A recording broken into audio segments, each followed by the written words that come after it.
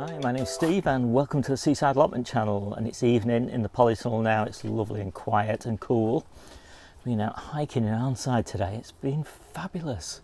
I'm going to put some pictures up because you just sort of see all my gardening stuff really on here, but I absolutely love hiking and cycling.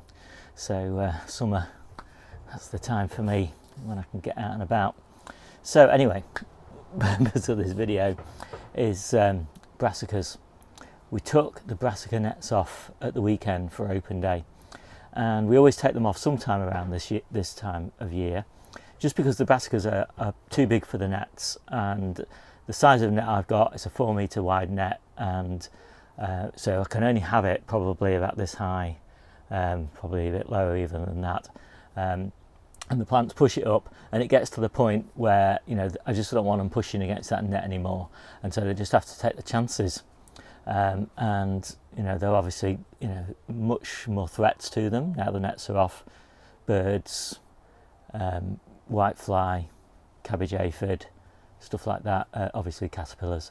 But what we've always found in the past is that even when you put fine net enviromesh type mesh on, stuff gets in. Cabbage aphid finds its way in, it's maybe in the soil already.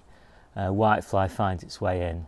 And you know, cabbage whites, they just find their way in. I have no idea exactly how, but they're probably again just in the soil, and they're there fluttering around inside those nets. You can never find them all, you can never get them all out, and so you end up with problems under the nets, and you can't see them, and you can't manage the plants. You can't take the leaves off, you know, the old leaves. You can't you know, you just can't manage them basically.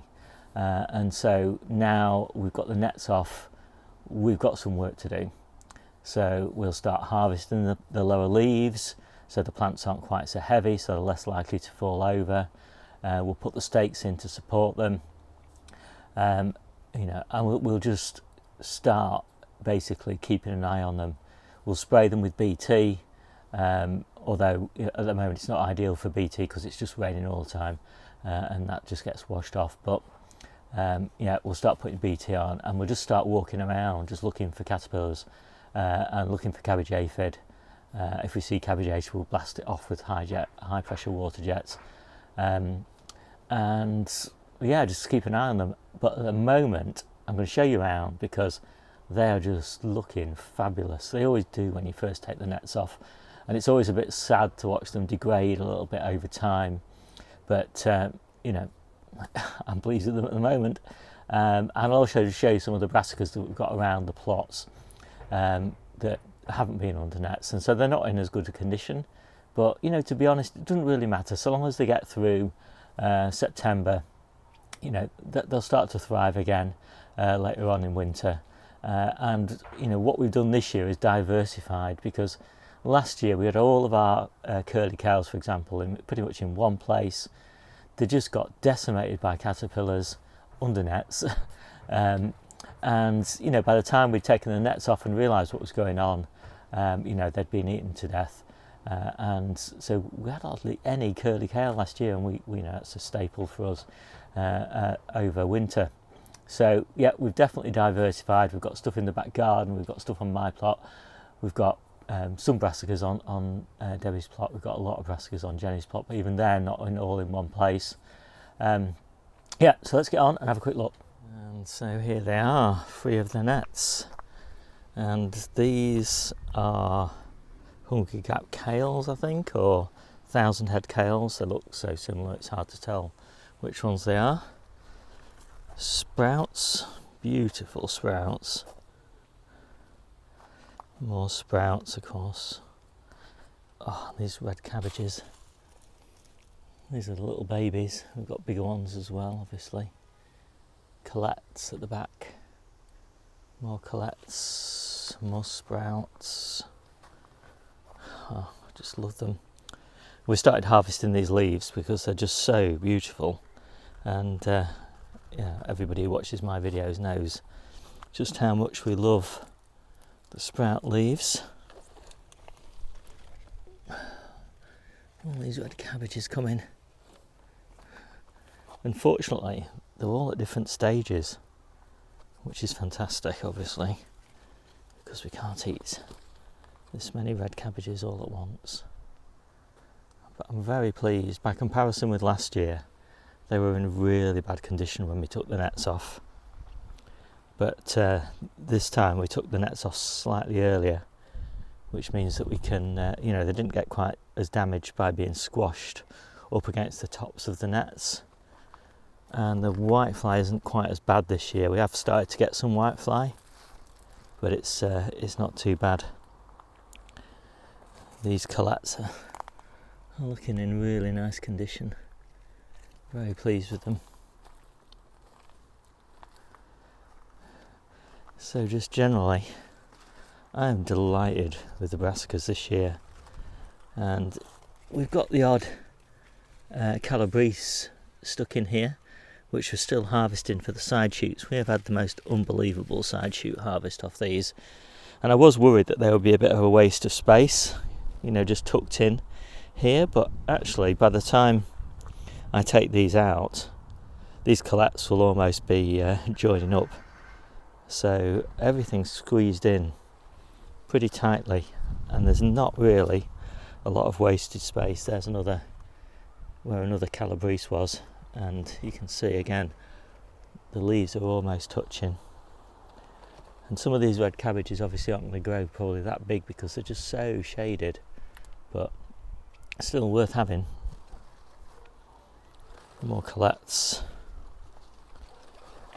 And the colettes are an amazing plant. They're a cross between the sprout and kale, and rather than a tight little ball of leaves like a little cabbage that you get with a sprout, you get a little bunch of tender kale leaves with the colette.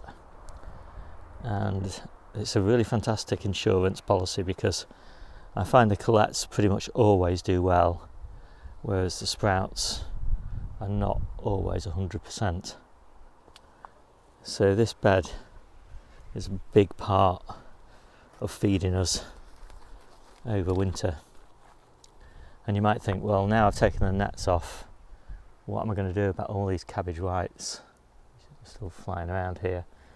And what we're kind of banking on is that BT, the soil bacteria, will do a reasonable job of controlling. And you can see now, this is one of the reasons, look at how messy this is. This is one of the reasons why we like to take the tops off, just so we can start managing the plants, taking off all these old leaves, staking all the plants, and just keeping them in good condition basically through the year. So yeah, there we go. That's the main winter brassica bed. It's looking pretty good. And of course that bed was planted in April time. This bed was only planted a month or so ago, and this is the purple sprouting broccoli, 2 different varieties here, and we've got another bed of purple sprouting broccoli on Debbie's plot. Red cabbages getting a bit shaded out by this acetate broccoli. Cauliflowers, winter cauliflowers. We lost 2 to the cabbage root fly, and then we've got 1 of the winter kale beds. So obviously we've got curly kales, dazzling blue, more dazzling blue, more dazzling blue, more curly, and red boar and red boar. So nice, 1 little red boar there as well. Nice little mix. And then we've got a similar bed to this on my plot, and then we've got a similar bed to this at home. So hopefully quite a nice selection of winter kales. A few of the onions in there drying. So these are the brassicas on my plot. Got some sprouts here, not looking very good, are they? Lots of holes in them, and I think the consensus seems to be flea beetle. Some lovely mini Savoys, very pleased with these, and I think yeah, they're about ready now, some of those. And then another kale bed here for winter. Lost 3 plants I think there to cabbage root fly, and then some more sprouts. These are red sprouts here. Red sprouts, dazzling blue, hungry gap kale.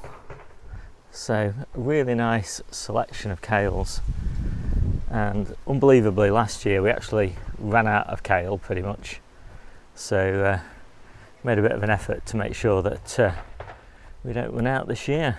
So I hope you like that video, and I'd love to hear what you do with the brassicas in terms of netting. Do you leave the nets on, you know, all the way through till September, October time, or do you take them off like I do, sort of halfway through the season? And you know, how does that compare? How do your results compare with what I'm describing? So yeah, I'm pretty pleased. See you soon.